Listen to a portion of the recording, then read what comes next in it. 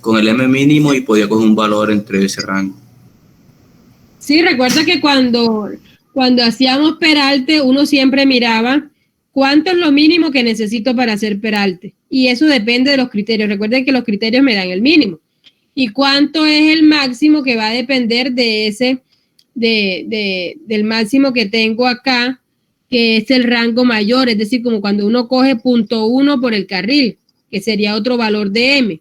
Ya, ahí te da el mínimo y el máximo para escoger, en este caso, la longitud de la espiral cuando estamos hablando de curvas espiralizadas. ¿Sí se acuerdan de los criterios del L sub E? ¿Ya? Entonces, allá teníamos que escoger primero el L sub E y con ese hacer el L sub T. Como esta es una curva circular, te evitas realizar o no es necesario hacer ningún cálculo de espiral. Ya, por lo tanto, esos criterios se descartan. ¿Y cuál sería el criterio que tú tienes como base? El LT mínimo y el LT máximo. Yo, para simplificar, tomé el LT mínimo, pero si usted coge el rango y uno da 36 y el otro da 80 o da 50, lo que dé, usted pudo perfectamente haber tomado no 36, sino 40. ¿Ya? ¿Por qué? Porque ese fue el LT con el que usted diseñó peralte. Recuerden que para curva circular se diseña de manera más sencilla y para curva espiralizada hay que tener en cuenta los criterios que me permiten hallar cuál es la longitud de esa espiral. ¿Ya? Entonces, cuando ya tenemos una longitud de espiral, debemos tener esa longitud de espiral en cuenta para desarrollar el peralte.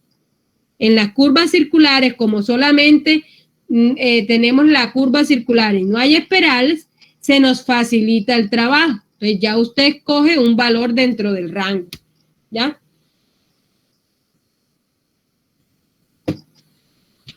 ¿Sí te quedó claro? Sí, señor. Listo, perfecto. Entonces miren que siempre la curva circular pues va a tener una metodología un poquito más sencilla por sus propias características, ¿ya?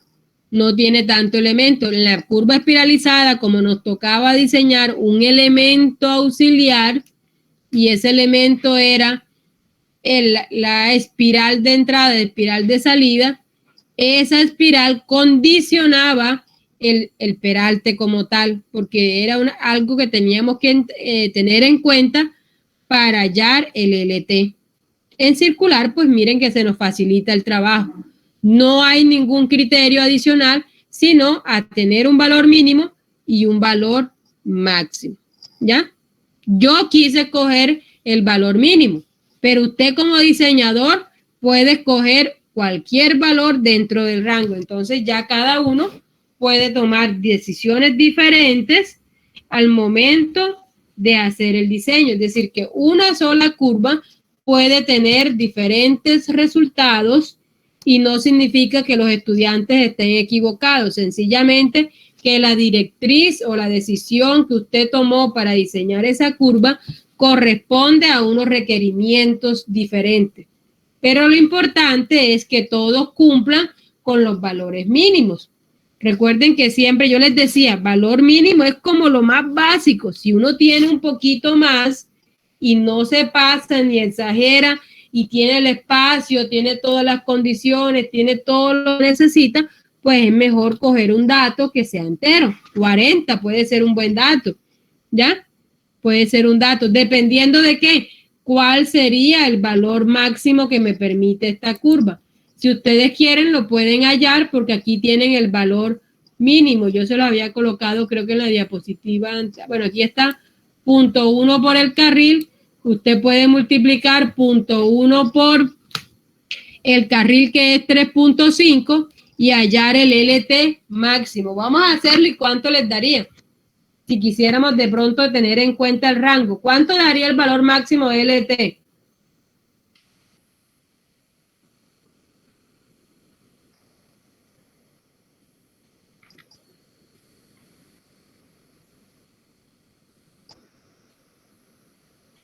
¿Cuánto les dio?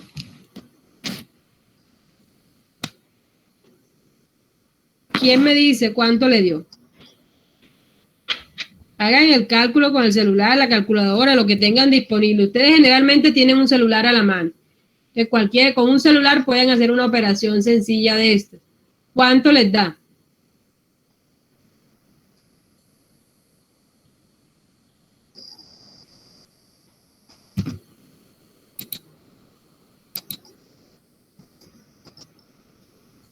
Jóvenes, es una operación sencilla. Vamos a activarnos. Por favor, contesten. Miren que la clase no la hace solamente el docente. Ustedes tienen que permanecer más activos y estar a la par con lo que uno está desarrollando acá. Moisés Talaigua, ¿cuánto te dio? Moisés Talaigua. Voy a estar calificando y estoy tomando nota de las personas que están contestando. Voy a colocar la anotación que estoy llamando y que aunque aparece registrado como si estuviera asistiendo, no está respondiendo a los llamados. Es decir, que el estudiante no está en clase. ¿Ya? Moisés Talaigua, nuevamente hacemos llamado. Contestó Brian. Moisés no contesta, entonces tiene un punto negativo aquí porque no está en clase. Me hacen el favor, le informan a Talaigua lo mismo que a Jiménez ahora rato, que fueron llamados y que no contestaron. ¿Ya? Señor. Ah, bueno, ya apareció por aquí por el chat. El hecho que no tenga micrófono, usted puede pasar el dato de cuánto le da por aquí, por el dato también, que escribe la cantidad y usted la pasa por acá. Dejémonos de cuenta porque ustedes son los que más utilizan tecnología y son los que más saben de tecnología, hasta nos ganan a nosotros los docentes. Entonces, si no tiene un micrófono, puede hacerlo directamente por el chat. Meseño me dio 4. Listo, ya yo sé que le dio 4. ¿Cuánto le da, Moisés? Páseme el dato por el chat.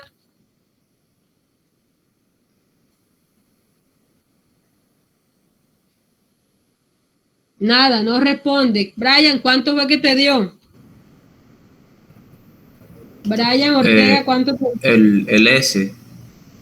El LT máximo. Teniendo en cuenta que el M es 0.1 por el carril. ¿Cuánto les da? ¿Cuánto fue que me dijiste ahora rato?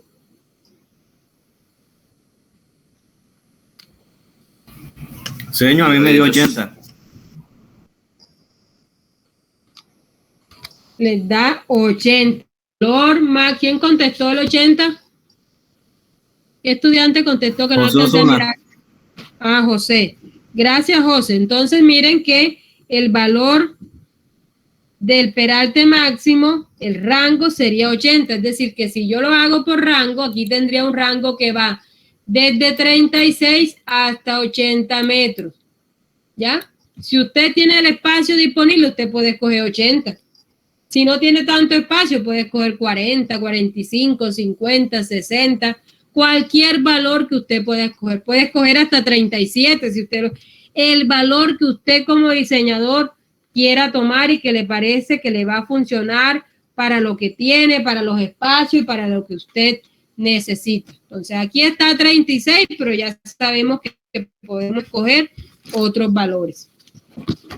Y este LT debe coincidir con el valor de LT que ustedes tomaron en peralte, ¿ya?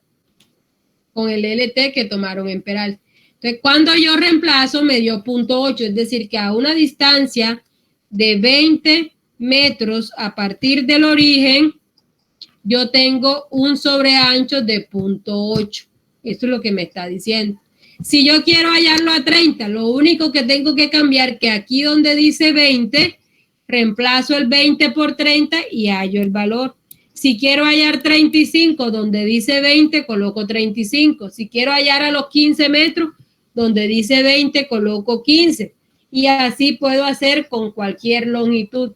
Si yo quiero saber a qué distancia, a qué sobreancho, a una distancia de 0.564, coloco ahí 0.564 y me va a dar el sobreancho para esa distancia. Entonces aplica para cualquier punto, aplica para cualquier abscisa y yo puedo así conseguir el sobreancho para cada una de las abscisas redondas para complementar mi diseño. ¿Cuáles son esas abscisas redondas? A las mismas a las que yo le hallé ya con anterioridad la tabla de Peraltes, ya sea cada 20, cada 10, cada 5, dependiendo cómo traiga mis datos, ¿ya? Entonces, jóvenes, esta sería la parte de sobreancho como tal para un vehículo rígido. Si ustedes no se dieron cuenta, aquí decía cuando empezó el ejercicio, vean, dice parte A. ¿Por qué? Porque esta parte la vamos a trabajar aquí en clase, que es lo que acabamos de hacer, y va a haber una parte B con la cual ustedes van a trabajar como trabajo remoto desde su casa. Es decir, la van a hacer ustedes para complementar y trabajar los dos tipos de vehículos. La parte B, si ya este se hizo para rígido, entonces el segundo tipo va a ser para vehículo articulado. Más adelante se lo voy a mostrar porque viene, allá va a decir taller parte B. Listo. Entonces, con eso daríamos por finalizado lo que sería la parte de sobreancho como tal, ¿ya? Ese sería el sobreancho como tal. ¿Qué nos tocaría o qué nos faltaría para complementar un diseño horizontal? Lo que se conoce como la entretangencia, ¿ya? Miren que está unido de dos palabras, entre tangencia. Dame un momento.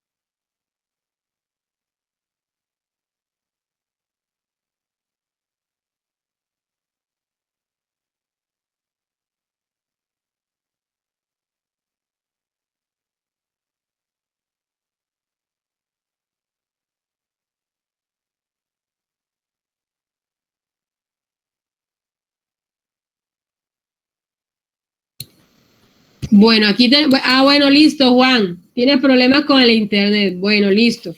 Pero eso me interesa saberlo porque es que sí, cuando estoy llamando y el estudiante aparece conectado y no hay respuesta ni auditiva, ni escrita, ni nada, ninguna explicación, pues uno lo primero que piensa es de pronto que el estudiante dejó eso ahí y no está. Entonces, tranquilo, entonces yo coloco la anotación acá en donde me estás explicando de que tienes un problema de internet.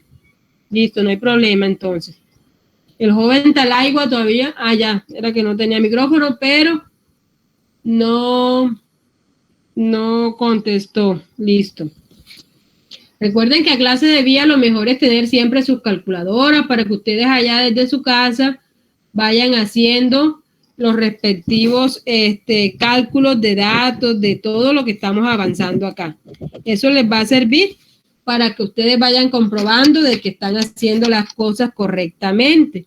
Cuando uno ve que otra persona hace el ejercicio, uno siempre lo ve fácil, nunca tiene preguntas, sabe, todo lo entiende, todo perfecto, pero cuando uno va a hacerlo, porque nunca lo ha metido en la calculadora, nunca ha visto la fórmula, nunca ha leído la parte teórica, entonces empiezan, ¿y por qué hicieron acá? ¿Por qué hicieron allá? Entonces la idea es ir de la mano y si usted de pronto no le da, mirar por qué le está dando un resultado erróneo con respecto a lo que está presentándose en la diapositiva acá en el computador. Entonces, Vamos a entonces a adentrarnos en lo que es la entretangencia y con lo que finalizaríamos lo que es el diseño geométrico horizontal. La entretangencia viene siendo el tramo recto entre dos curvas contiguas horizontales, ¿ya? Es el espacio que hay, es el tramo recto entre el punto final de la curva anterior y el punto de inicio de la curva siguiente. Entonces, si yo tengo dos curvas, cualquiera que sea, en este caso voy a colocar esta es una curva, esta es otra, yo aquí voy a poder tener punto de inicio de esta curva, punto de finalización, esta curva, punto de finalización, punto de inicio, punto de finalización.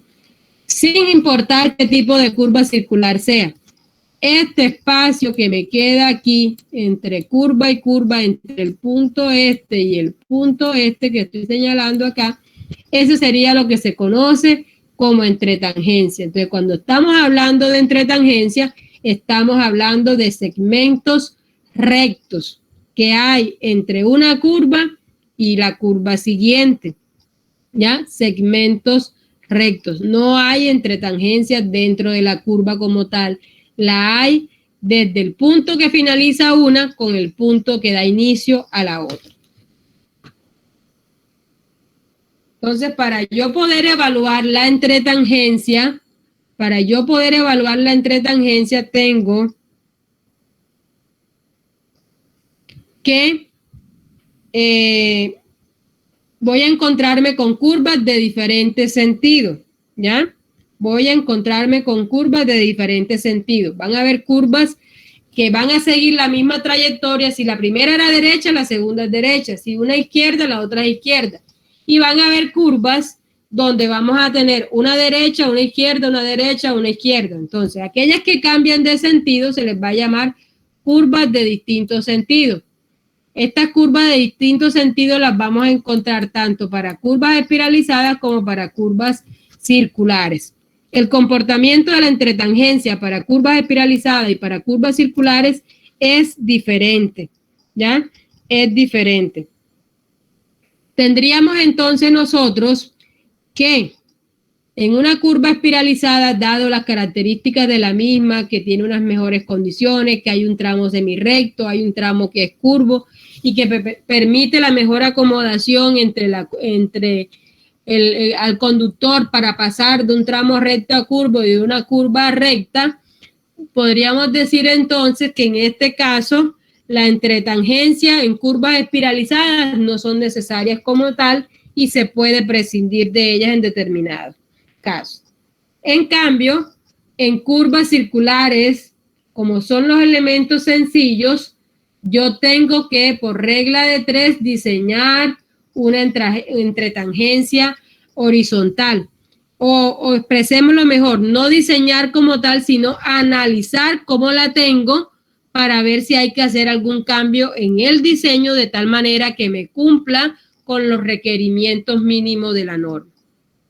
Entonces, para la longitud de entretangencia se debe satisfacer la mayor de estas dos condiciones que están aquí, ¿ya? Es decir, que yo hallo una distancia aquí, hallo una distancia acá y la que sea la mayor, esa es la que voy a tomar como longitud mínima de entretangencia para curvas circulares que se encuentran en diferentes sentidos. ¿Cuál es el primer criterio que me permite a mí hallar la primera longitud? Dice que debo tener en cuenta las longitudes de transición, teniendo en cuenta el valor máximo de M, el valor mínimo y todo lo que tiene que ver con lo que se llama las longitudes L sub T y el N, que no es otra cosa que el diseño de peralte. Ustedes saben que cuando van a hacer peralte, ustedes necesitan un N más un L sub T y eso debe estar. Si usted lo hace todo por fuera de la curva, ese espacio debe estar disponible en el tramo recto. Lo mismo para la otra curva, ¿ya? ¿Por qué? Porque los espacios que se utilizan para peralte no pueden ser los mismos para una curva y otra, porque van a tener pendientes diferentes, van a estar orientados en calzada diferente, en el borde diferente, porque van a ser curvas de diferentes sentidos, por lo tanto no van a poder coincidir. Entonces yo debo tener los espacios. Entonces, ¿qué debo analizar yo? ¿Cuáles son esas longitudes de transición que necesito? Y mirar los espacios mínimos que yo necesito para poder desarrollar mi peralte de tal manera que no se traslape el de la primera curva con el de la segunda curva. Eso me da a mí un L mínimo de acuerdo al primer criterio. El segundo criterio, ¿cuál es? Es un criterio más sencillo, en el cual yo evalúo la distancia recorrida en un tiempo de 5 segundos a la menor de las velocidades específicas de las curvas adyacentes, ¿ya? A la entretangencia. Es decir, si yo tengo esta entretangencia, voy a analizar la velocidad de esta curva y la velocidad de esta curva de acá. Si son iguales, pues evalúo cualquiera de las dos porque es el mismo valor. Si hay una mayor que la otra, la norma es clara. Debo tomar la menor de las velocidades específicas de las curvas adyacentes. Y miren que nos están hablando velocidades específicas, no velocidades de diseño. Por eso les dije que es importante recordar la diferencia entre velocidades específicas y velocidades de diseño, porque en algunas partes vamos a utilizar una y en algunas otras vamos a utilizar en unas vamos a utilizar velocidad de diseño y en otras velocidad específica. Listo, entonces miren que aquí nuevamente les traigo dos gráficas que están en las diapositivas que ya ustedes tienen y que son las gráficas que nos recuerdan en curvas circulares cómo se realiza la transición de peralte. La primera es cuando está todo por fuera de la curva, ¿cierto? Este es todo el espacio que necesito. La segunda, tengo un espacio por fuera y un espacio por dentro. Un espacio por fuera, un espacio por dentro. Eso significa que este de aquí es lo que yo voy a estar necesitando en la tangente. Lo demás va a estar embebido dentro de la curva. Entonces allí, dependiendo cómo haya yo querido realizar el diseño de peralte, voy a tener espacios disponibles mayores o menores. Si no alcanzo a tener las entretangencias mínimas que me pide la norma, significaría que yo tengo que cambiar mi diseño, ya sea introduciendo más sobre la curva o haciendo unos cambios de fondo en cualquiera de las características de tal manera que las curvas entren dentro del espacio disponible que tienen para el diseño, ¿ya? Por eso les decía que uno no puede coger valores tan grandes ni tan pequeños porque debe depender del espacio disponible, ¿ya? Si 80 cumple y 40 cumple, pero yo no tengo espacio para 80, yo puedo coger 40 porque ambos cumplen. Entonces yo empiezo a balancear y los mejores criterios son los que yo voy a tomar. Por eso los diseños necesita de su análisis. Las recomendaciones del INVIA solamente son eso, recomendaciones, pero no te dan un resultado, tome este. No. Usted, con lo que usted analiza de todo su caso, la situación particular de la carretera, las velocidades, los elementos, el espacio disponible, las obras que ya estén construidas, que no las puede modificar, los espacios que ya estén construidos, usted toma las mejores decisiones de tal manera que quede seguro, que quede bonito, que quede adaptado a las necesidades de lo que se está pidiendo. Usted no puede afectar algo que ya está construido, sino que le debe dar un diseño agradable y seguro, pero teniendo en cuenta todo lo que implica conocer el entorno. Eso sería entonces para carreteras que tengan curvas de diferentes sentidos. Ahora vamos a ver el segundo, cuando tenemos o cuando vamos a evaluar entretangencias en carreteras que presenten curvas de igual sentido. Es decir, que si tengo una izquierda, voy a pasar a otra izquierda. Si tengo una derecha, voy a pasar a otra derecha. Este tipo de curvas son las menos deseadas. ¿Por qué? Porque hacen que el conductor se canse y sienta el tránsito demasiado largo. Si usted está doblando hacia un lado y después viene otra curva hacia el siguiente lado, eso genera cansancio y muchas veces no toma la curva correctamente. En la medida de las posibilidades, es mejor a veces colocar una curva bastante grande que abarca las dos que quería colocar en vez de dos curvas separadas. Entonces uno empieza a evaluar qué es lo que más conviene. Entonces, por teoría nosotros no deberíamos diseñar curvas de igual sentido porque sabemos que son peligrosas. Pero cuando uno va a la realidad, vamos a encontrar que a pesar de que no queramos diseñarlas, pues se van a dar estas circunstancias. Por lo tanto, si ya las tengo que diseñar, debo hacerlas lo más seguras posible. ¿Cómo analizo la entretangencia?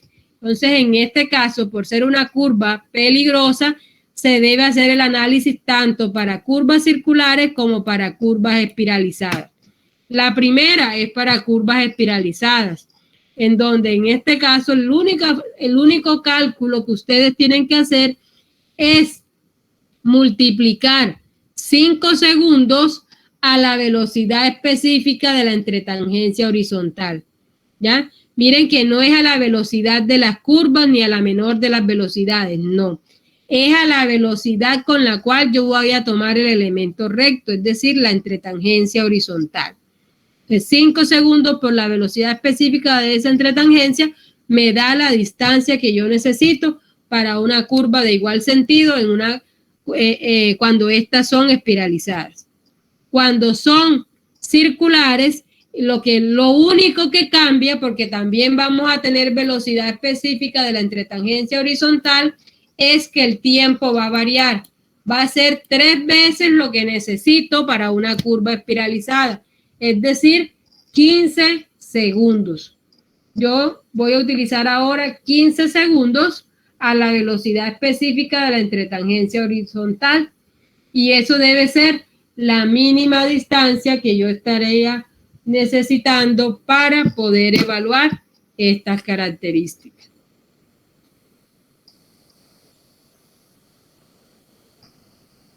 Así como se evalúa las entretangencias mínimas, también vamos a tener una entretangencia máxima, que va a depender de la distancia de visibilidad que tenga el conductor para poder realizar la maniobra de adelantamiento.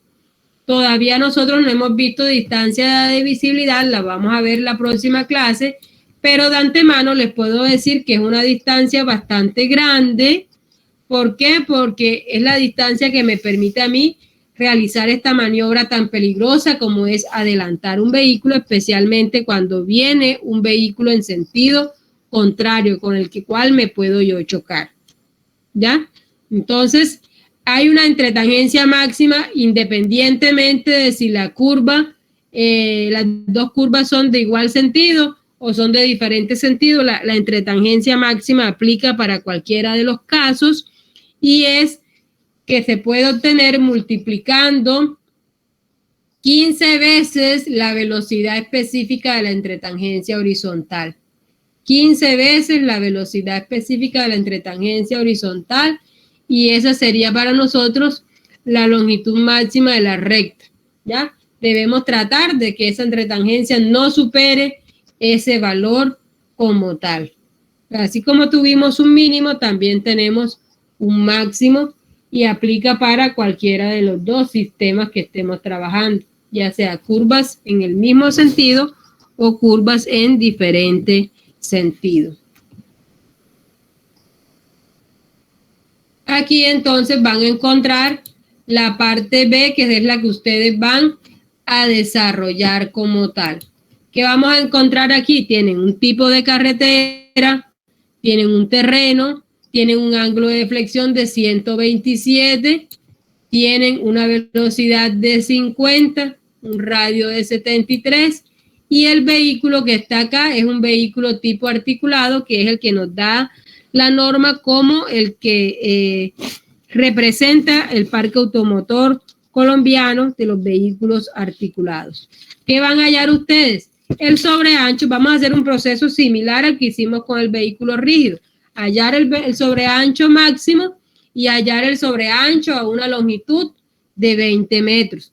Luego de esto vamos a comparar los resultados a ver cómo miraron ustedes hallarlo para vehículo rígido y cómo se hace para vehículo articulado. Es algo muy sencillo, no tienen nada que, no son conclusiones tan elaboradas, porque realmente lo que ustedes van a ver es la diferencia entre los dos procedimientos y ahí eso es lo que van a analizar, ¿ya? Ahora, para ustedes poder hacer el sobreancho, así como hicimos en la parte A, quiero que hagan la verificación de que esta curva necesita o no necesita sobreancho. Si no necesita, usted dice, bueno, entonces esta curva no necesita sobreancho. El análisis es que en una necesitaba, el otro no necesitaba. Listo, se arregló el problema, se terminó el problemita. Pero si usted identifica unas características que ameriten sobreancho, indíquelas, es decir, diga que necesita sobreancho por esto y esto y esto, y realice el sobreancho que necesita de acuerdo a la indicación del punto 1 y del punto 2. Entonces, es algo muy similar a lo que trabajamos acá, solamente cambiando el vehículo, y deben aplicar pues todas las fórmulas que les di. Es decir, que ustedes deben buscarlas, tenerlas a la mano para poder ir sacando de cada tabla en específico pues el resultado que estén necesitando. Hasta aquí vamos nosotros a ver lo que es entre tangencia y sobreancho. ¿Qué les recomiendo? Que tomen el manual y hagan su respectiva revisión de lo que el manual les está diciendo. Recuerden que allá hay mayores indicaciones y se pueden hacer una idea mejor de lo que puede estar el manual recomendando en cuanto a la entretangencia y al sobreancho de curvas circulares, ¿ya? Entonces, siempre que estemos viendo una temática, la recomendación general es ir al manual y leer sobre esa temática en el manual del INVIAS. ¿Por qué? Porque el manual es el que nos rige a nosotros o nos da las directrices básicas para nosotros trabajar y realizar cualquier tipo de diseño. Entonces, hasta ahí llegaría lo que sería el alineamiento horizontal. Es decir, que hasta ahí llegaría lo que compete al quiz que vamos a tener para completar el quiz que vamos a desarrollar. A partir de aquí, lo que alcancemos a ver en el día de hoy, ya eso va a quedar para el parcial final. Parcial final a partir de aquí, ¿ya? Que vendría siendo el alineamiento vertical y todo lo que compete de este capítulo, complementándolo con las secciones transversales para dar finalización a las tres partes que hacen o que componen un diseño geométrico, que son alineamiento horizontal, alineamiento vertical y diseño de secciones transversales, que no es otra cosa sino unir los dos alineamientos que se hacen con anterioridad. ¿Alguna pregunta antes de empezar alineamiento horizontal? La pueden hacer en este momento para no seguir avanzando y resolverla antes de continuar.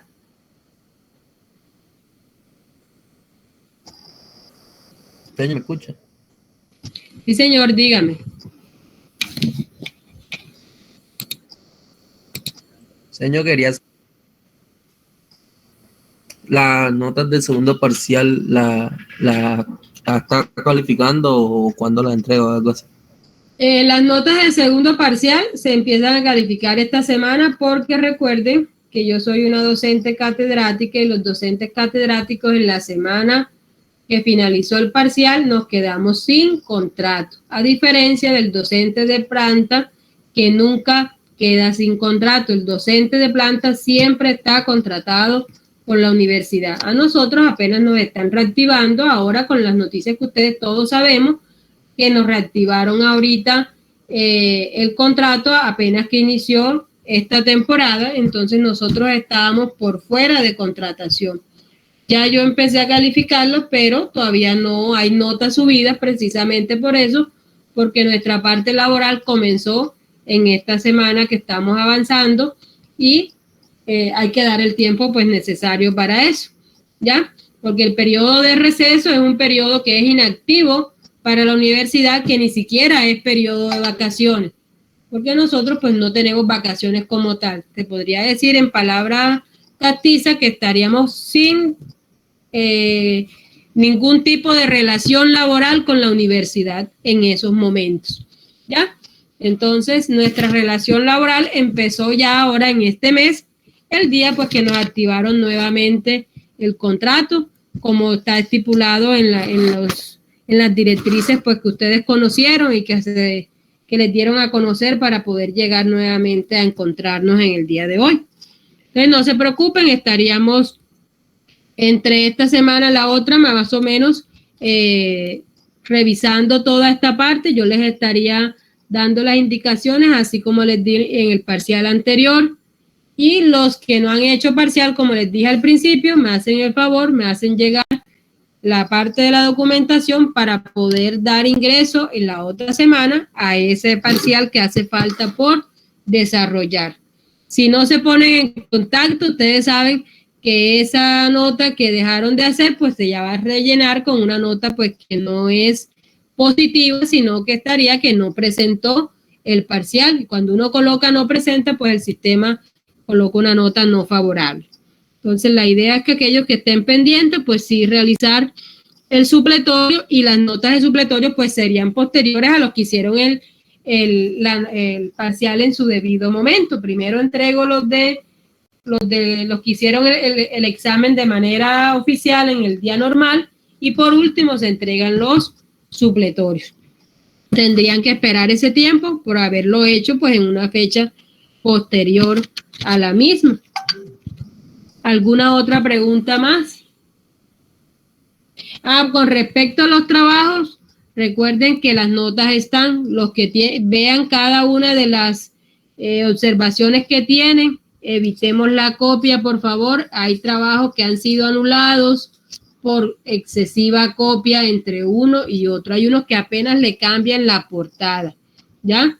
Y eso me parece pues hasta, por decirlo de una forma, irrespetuoso con la universidad, respetuoso con el docente, porque estarían afectando, eso se llama plagio, y eso, si uno lo lleva a un consejo, pues sería un estudiante que está presentando un trabajo igual al otro. Por lo tanto, tendrían que hacerse ciertas directrices como le establece el manual, que es mirar qué está pasando, porque el estudiante está entregando actividades que son individuales, iguales a otros compañeros. Y así de igual forma pasa en los parciales.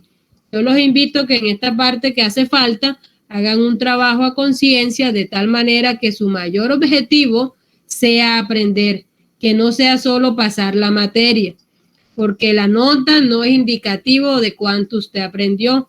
Usted con trampa puede pasar la materia, pero el tiempo que perdió estudiando lo va a sentir cuando salga a campo y vea que no sabe nada de cierta temática. Aplica para vías, aplica para cualquier asignatura que ustedes desarrollen.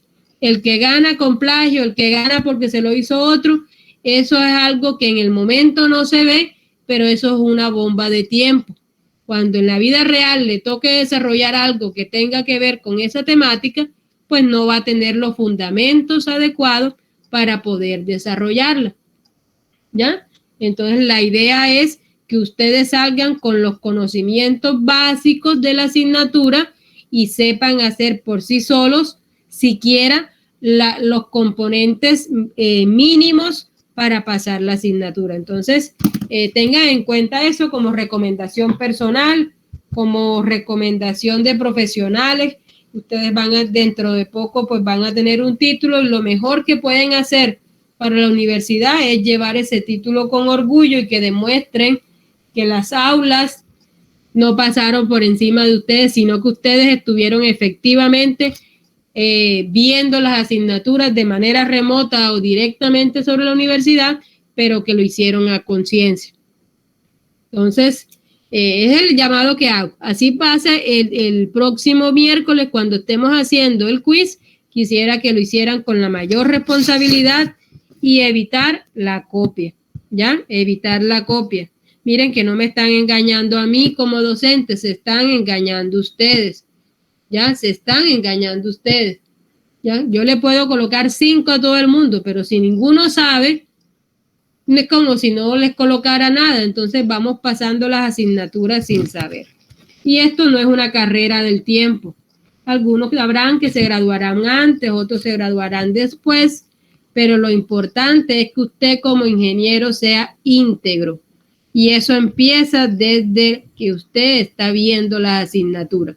Si usted se acostumbra a hacer trampa como estudiante, lo más seguro es que cuando salga al mercado laboral también va a tratar de hacerle trampa al Estado, de hacerle trampa al que lo contrata, de hacerle trampa a las empresas, y eso se va a ver reflejado en la imagen que usted cree de usted mismo y de la universidad que representa. ¿Oyeron? Entonces ahí les dejamos con esa reflexión y pues si no hay otra pregunta pasaríamos a iniciar lo que es alineamiento vertical. ¿Hay alguna pregunta adicional o empezamos?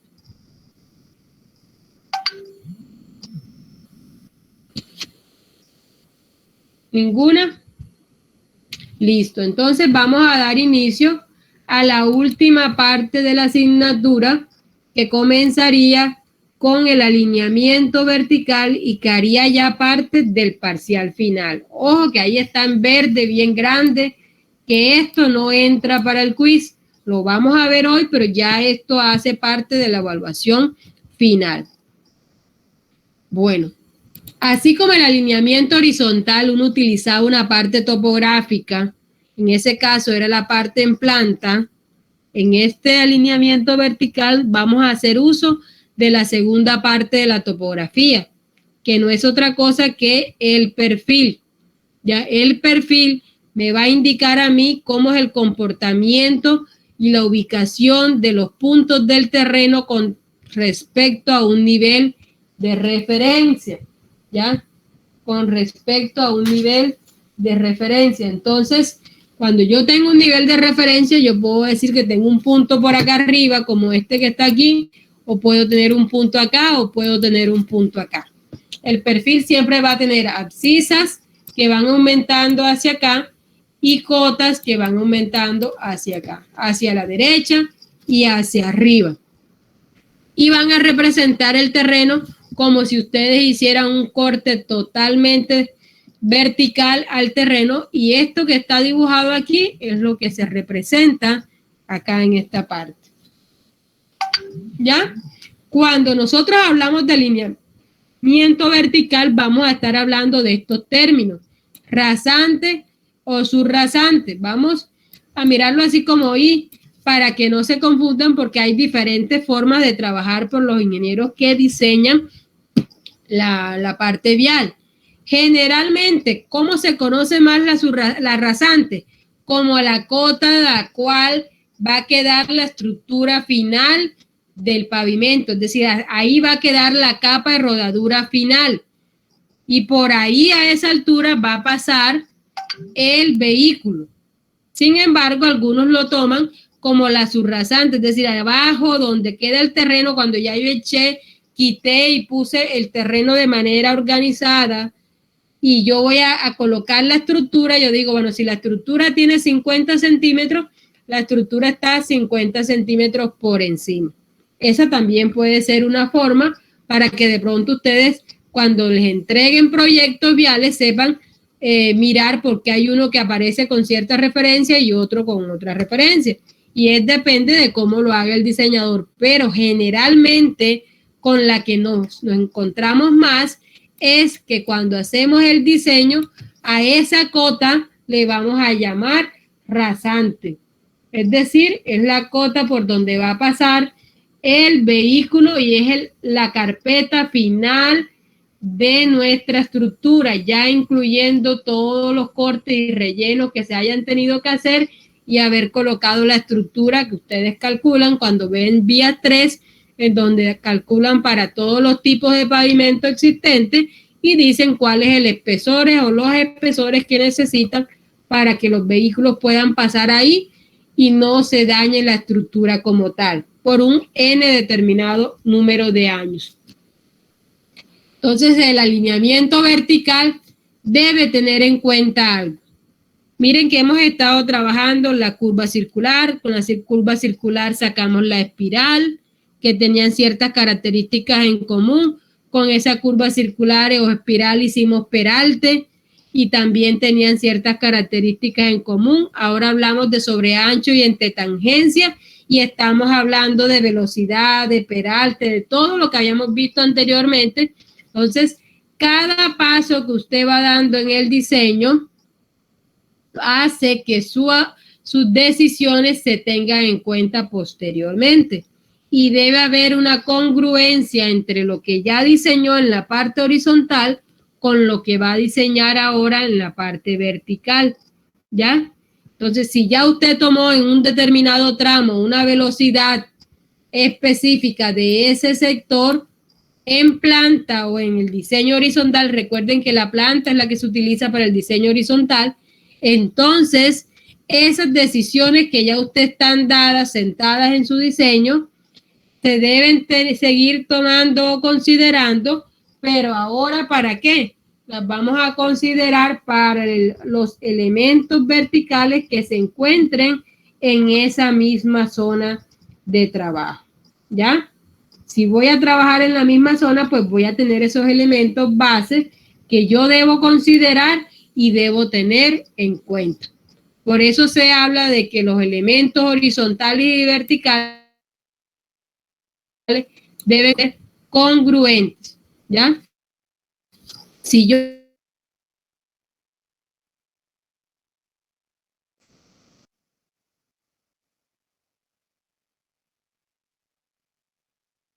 trabajar. Entonces, veamos cuáles son los elementos del alineamiento tal. El alineamiento horizontal, al igual que el vertical, perdón, al igual que el horizontal, va a tener unos tramos rectos y unos tramos curvos. La línea que se ve aquí, muy tenue, muy delgadita, esa me representa el terreno natural. ¿Ya? La línea que se ve gruesa, más negrita y que se ve homogénea, con una línea definida, con unas curvas definidas, eso es lo que vamos a llamar entonces nuestro diseño definitivo o lo que vamos a estar considerando como nuestra rasante de diseño.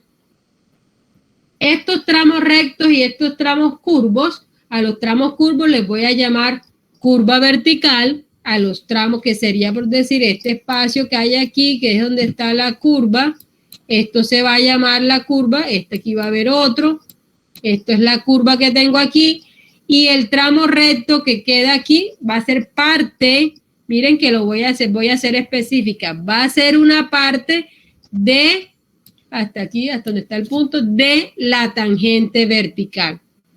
¿Por qué digo que va a ser una parte? Porque la tangente vertical se evalúa desde este punto rosado o anaranjado que estoy colocando hasta este punto que está acá. Y eso en palabras castizas no es otra cosa que ir desde un PIB hasta otro PIB. Ahora, ¿qué es PIB?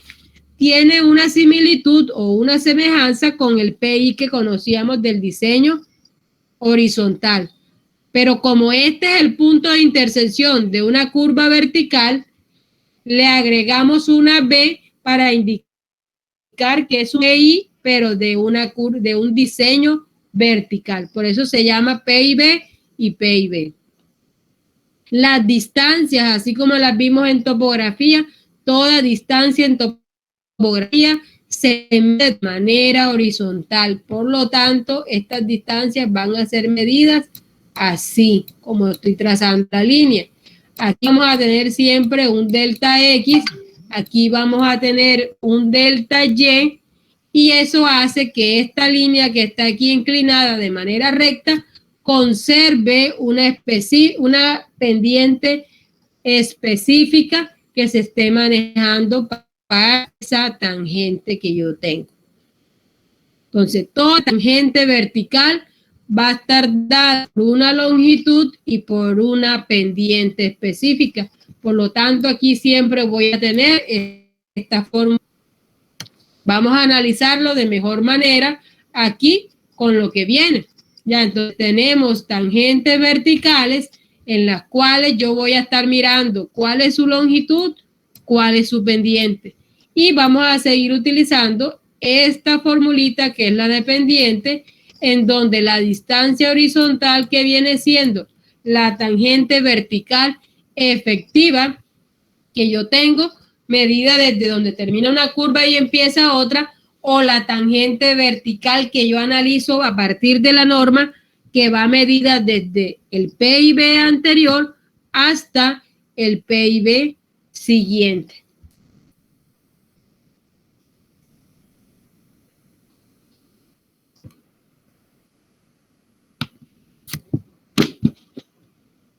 Entonces veamos nuevamente una gráfica de donde están los elementos. Aquí tengo este punto que está aquí, sería el punto PIB. Aquí tengo el punto de inicio, el punto final, punto de inicio, punto final.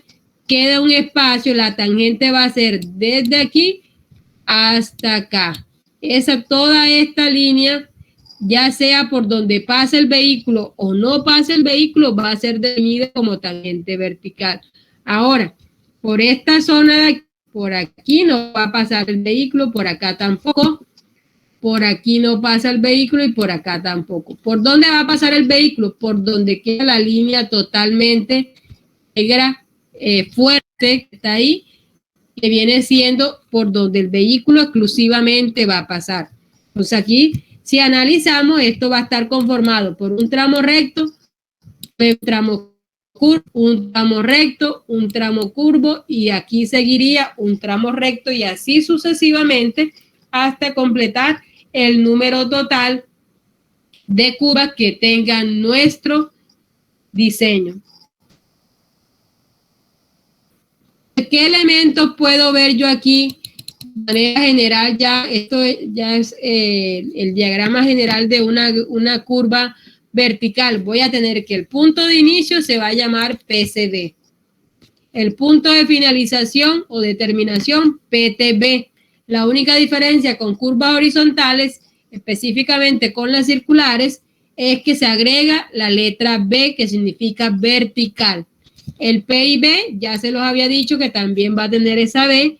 La externa, ustedes le van a colocar aquí la B, voy a colocarla más delgadita para que se logre entender.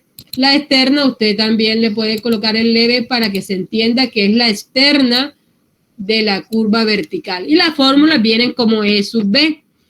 La longitud de la curva horizontal, miren que nuevamente les digo, es una longitud totalmente horizontal, es decir, que no tiene en cuenta la curvatura, porque las distancias en la parte topográfica altimétrica siempre son medidas de manera horizontal, no se miden de manera inclinada. Entonces el LB va a ser la distancia horizontal que hay desde la abscisa del PCB hasta la abscisa del PTB. Este P que está en porcentaje y este Q que está en porcentaje representan las pendientes del elemento de entrada y la pendiente del elemento de salida, ¿cierto? La pendiente de la tangente de entrada, la pendiente de la tangente de salida. Y este Y que está acá lo vamos a conocer como la corrección en las curvas verticales. Nos va a servir más adelante para poder determinar de manera indirecta la cota de cada uno de los puntos que se encuentran en la rasante, que es lo que nosotros queremos determinar para poder hacer un diseño vertical. Para nosotros tener un diseño vertical ya ejecutado, debemos tener estas cotas. Entonces, lo que hacemos es que como el Y es la distancia esta verde que voy a colocar aquí, me permite llegar desde la tangente hasta la rasante de manera indirecta, ¿ya? Yo parto de aquí de la tangente y llego a hallar la cota acá en tangente o cota final de la rasante haciendo un procedimiento que no es directo, pero con el cual solucionamos el inconveniente de las cotas. Ese procedimiento pues se los voy a explicar más adelante cuando ya empecemos a calcular cada uno de los elementos que conforman la curva vertical.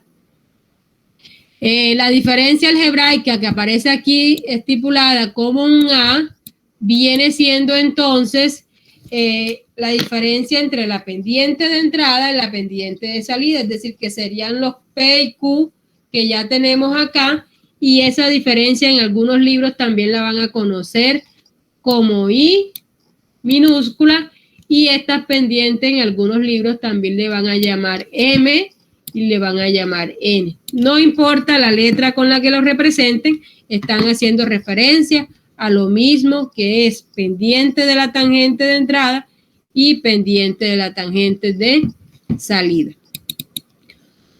Como dijimos que cada una de las curvas verticales iban a tener unas tangentes y que esas tangentes iban a tener unas pendientes, debemos evaluar entonces cuál es la pendiente máxima que puede tener una curva vertical. Para esto debemos saber en qué momento del proceso estamos nosotros ejecutando este dato. Cuando estamos en la fase 1 de proyecto, es decir, estamos en fases iniciales, podemos hablar de pendiente máxima del corredor, que es algo muchísimo más general que lo que vamos a ver posteriormente. Es decir, que lo hacemos para un tramo, no lo hacemos para una zona específica o un elemento específico, sino para un tramo homogéneo. Miren que aquí está claro, para tramo homogéneo. Entonces, la pendiente media máxima de ese corredor va a estar en función de ¿qué velocidad? De diseño. Miren que nuevamente aparece velocidad de diseño. ¿Qué necesito yo conocer? La categoría de la carretera y la velocidad de diseño de ese tramo. Y aquí encontraría entonces cuáles serían las pendientes recomendadas que nos establece el INVIAS para ese sector específico que vamos a trabajar.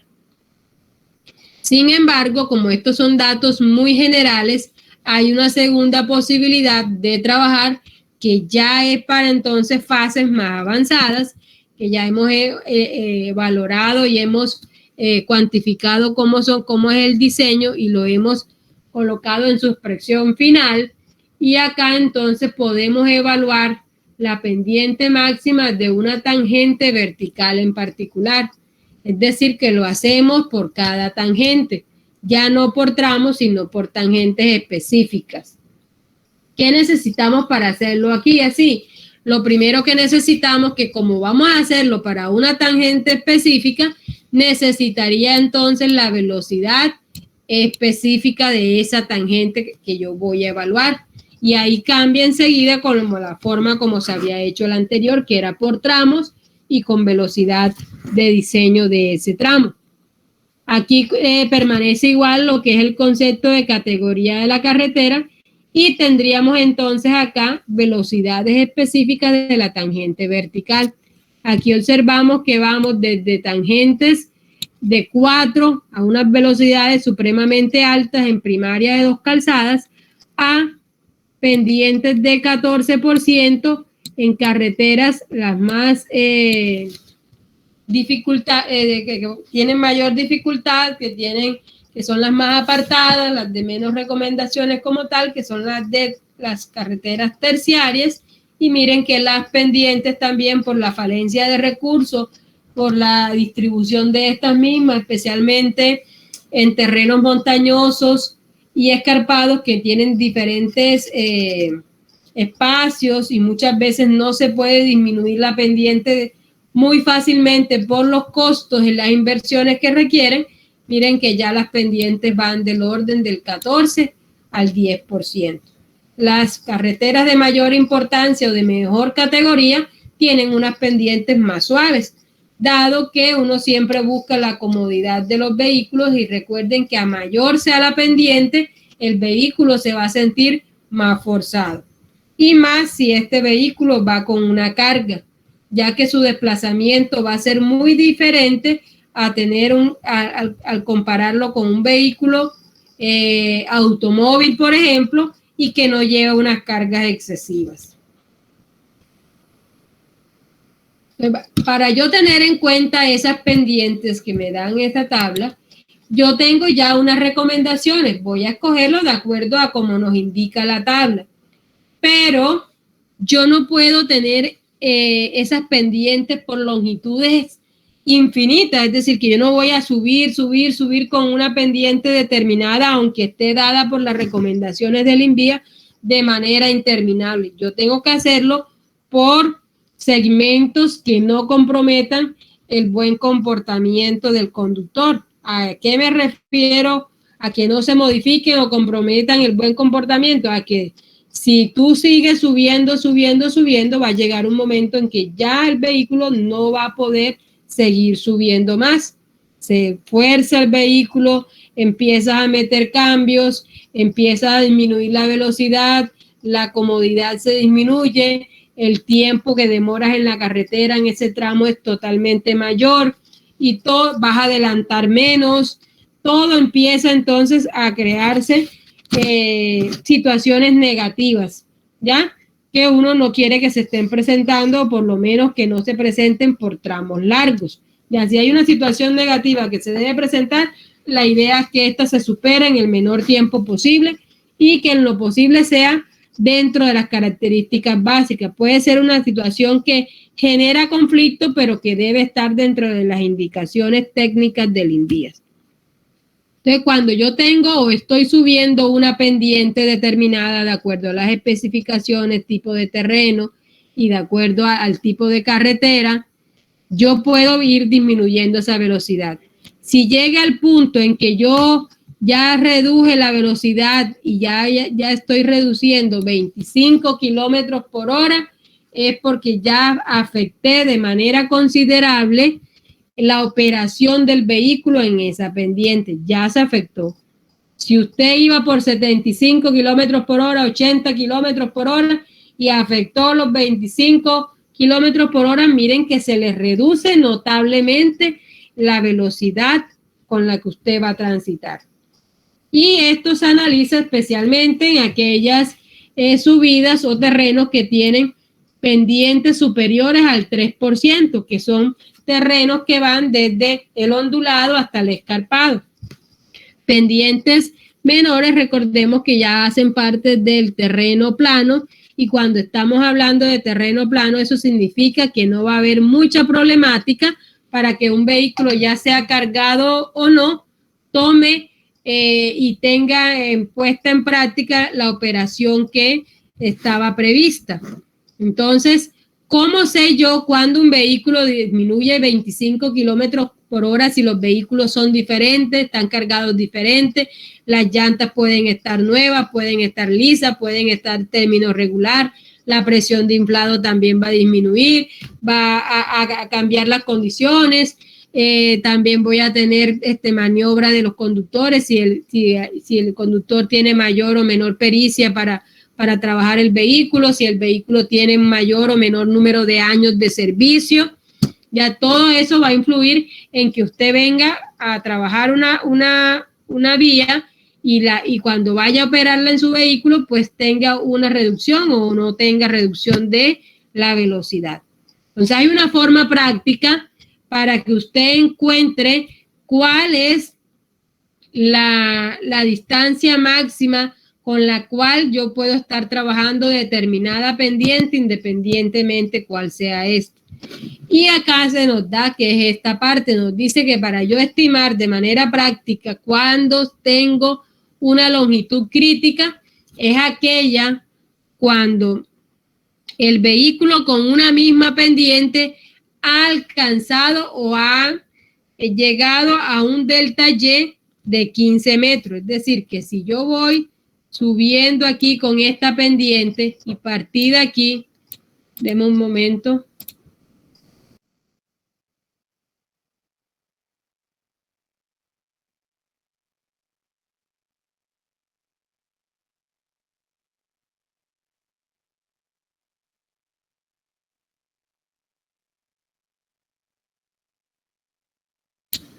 Bueno, entonces cuando tenemos una pendiente cualquiera que sea, y ya sabemos que tienen que ser pendientes superiores al 3%, que son las que empiezan a generar esa problemática, Yo puedo utilizarla hasta que la diferencia de nivel, es decir, yo partí aquí en 0, cuando la diferencia de nivel sea 15 metros, es decir, que yo en altura he alcanzado 15, subí 15 metros. Si aquí estaba en 20, ahora estoy acá arriba con respecto a ese nivel de diferencia, estoy en 35, subí 15 metros, ¿ya? Para yo poder subir 15 metros, yo recorrí una distancia o un delta X, que es la distancia horizontal, y lo hice con una determinada pendiente que yo la conozco porque ya yo sé con qué estoy trabajando. Y entonces, cuando eso pase, cuando yo alcance los 15 metros con cualquier pendiente, en ese momento estoy delante de una longitud crítica, ¿ya? Delante de una longitud crítica. La idea no es llegar hasta tener una longitud crítica, sino tener unas longitudes de tal manera que nunca alcancemos la longitud crítica, porque el día que la alcancemos, pues estamos haciendo una situación de peligro, una situación que va a cansar, una situación que va a demorar los tiempos de operación, una situación que va a disminuir la satisfacción del usuario que tome esa vía.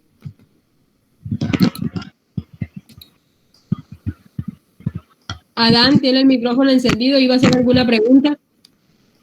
No, señor, disculpe. Ah, ya. No, yo pensé que lo estabas abriendo para preguntar. No, tranquilo. Bueno, entonces, usted puede calcularlo para 5, para 6, para 7, para cualquier pendiente. Y con cada pendiente usted sabe que si ya subió 15, ya de ahí no puedo tener más longitudes con esa misma pendiente. Si tiene menos, pues entonces tenemos una longitud favorable.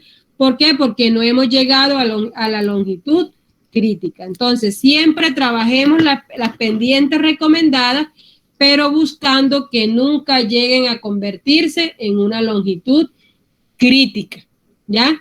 Las pendientes máximas recomendadas, uno las debe emplear cuando sean económicamente convenientes, porque como les decía, no siempre vamos a poder quitar terreno de unos cortes exagerados, porque eso se genera aumentos en el presupuesto.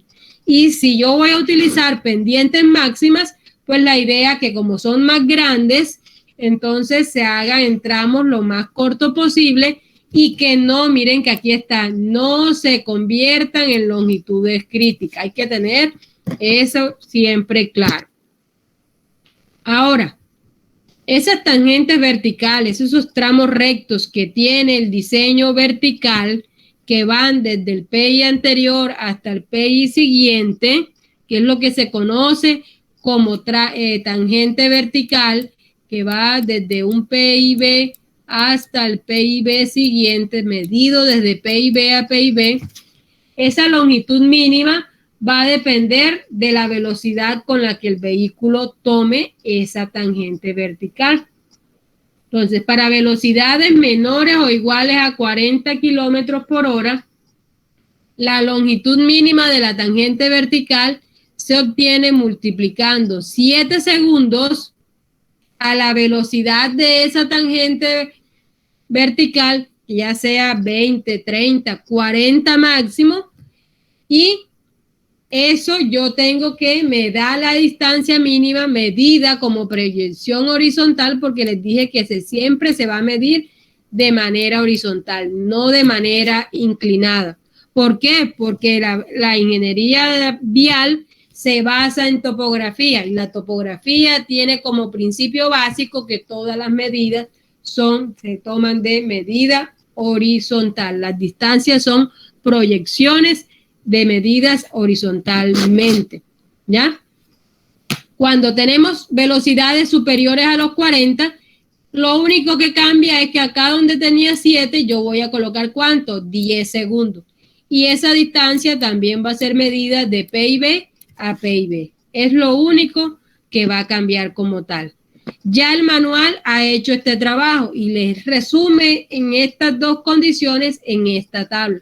Aquí tienen la velocidad específica de la tangente vertical y la longitud mínima de la tangente vertical. Aquí están las velocidades y cuál sería. Si yo quisiera buscar cuál es la longitud mínima de la tangente vertical para una velocidad específica de 50, la tengo aquí, 225 metros. Ya, esa sería la mínima longitud de la tangente vertical para que se dé dentro de las condiciones esperadas de acuerdo a los estudios que se ha desarrollado y que el manual de INVIAS implementa. Aquí entonces ya sería escoger la velocidad específica y por ende entonces enseguida tendríamos esa longitud mínima. La longitud de estas pendientes, cuando nosotros las desarrollamos, miren que hemos hablado que debe haber una pendiente máxima, que esa longitud de la tangente vertical se va a desarrollar con una pendiente, que esa pendiente debe ser desarrollada para que no se convierta en longitudes críticas, pero debemos tener en cuenta que así como las pendientes muy grandes desfavorecen la operación de los vehículos, las pendientes muy pequeñas, especialmente en los terrenos planos que tienen pendientes menores al 3%, nos van a repercutir también en una serie de problemas.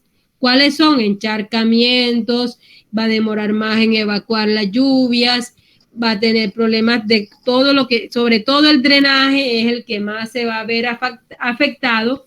¿Por qué? Porque el drenaje funciona más rápidamente si usted tiene una pendiente. Si no, tocaría hacer entonces obras complementarias con las cuales se recoge el agua que no se evacúa rápidamente porque no hay la pendiente y se logre sacar de la zona de donde nos está afectando. Todo pavimento que permanece húmedo va a tener un periodo de vida útil menor porque el agua va dañando los pavimentos. Entonces, el manual del INVIAS nos recomienda a nosotros, tener como mínimo en un diseño geométrico vertical una pendiente de 0.5%. ¿Ya?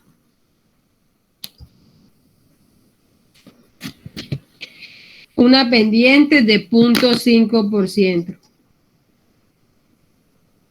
Entonces, miren que si usted se va a ver a calcular cotas longitudinales con una pendiente así de pequeña, la diferencia en altura entre un punto y otro va a ser mínima.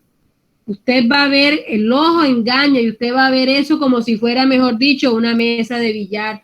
¿Por qué? Porque son distancias supremamente pequeñas en esas diferencias de nivel que hay entre punto y punto.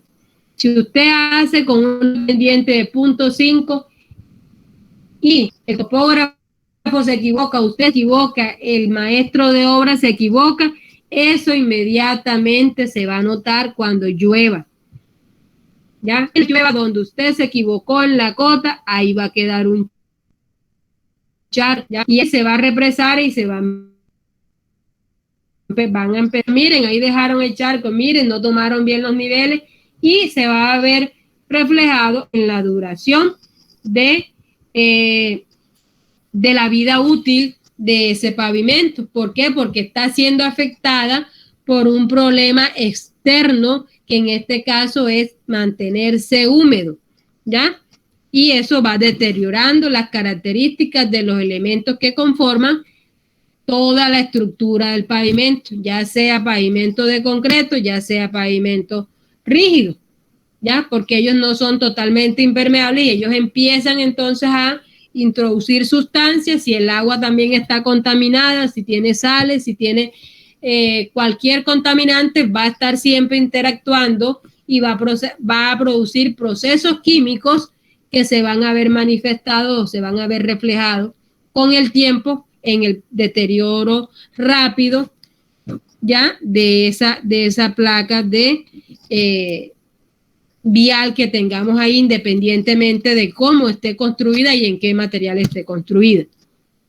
Entonces, siempre debemos procurar tener en cuenta las tablas que nos dicen las pendientes máximas y tratar de no llegar a ellas, y si llegamos, pues tratar de que no afecten tanto a nuestro tránsito y que no se conviertan en pendientes, en longitudes críticas. Pero a la vez nos vamos al extremo y son las pendientes mínimas. Debo tratar de que mínimo se encuentre en nuestro diseño una pendiente de 0.5.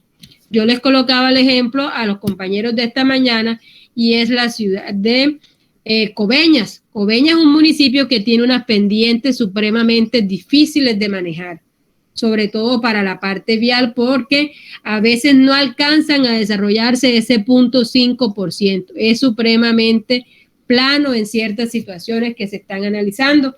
Yo he hecho diseños para allá y queda muy difícil conseguir las pendientes que uno quisiera tener para que el agua evacúe con las características adecuadas. Entonces, cuando tenemos zonas que por mucho que usted intente o trate de que todo el diseño quede con pendientes superiores al 0.5, no se va a dar. Entonces, en esos casos, el INVIA recomienda que podemos bajar este 0.5 hasta 0.3. Menos de ahí ya no lo podemos trabajar, ¿ya? Pero este 0.3 siempre tiene que ser un caso que sea justificado con unas razones de peso. No es porque yo quiera colocarle 0.3, sino que realmente el terreno así requiere que se tenga esa consideración, ¿ya? Entonces, si uno tiene la posibilidad de colocar pendientes mínimo de 0.5, hágalo, ¿ya? Va a evitarse problemas, sobre todo en el proceso constructivo, ¿ya?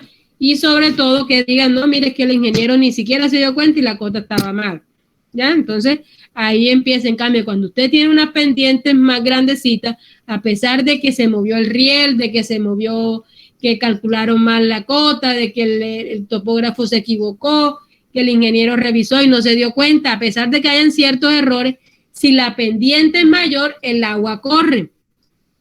¿Por qué? Porque la misma pendiente ayuda a evacuar, pero en pendientes tan pequeñas como estos, difícilmente se va a lograr una evacuación rápida. ¿Preguntas?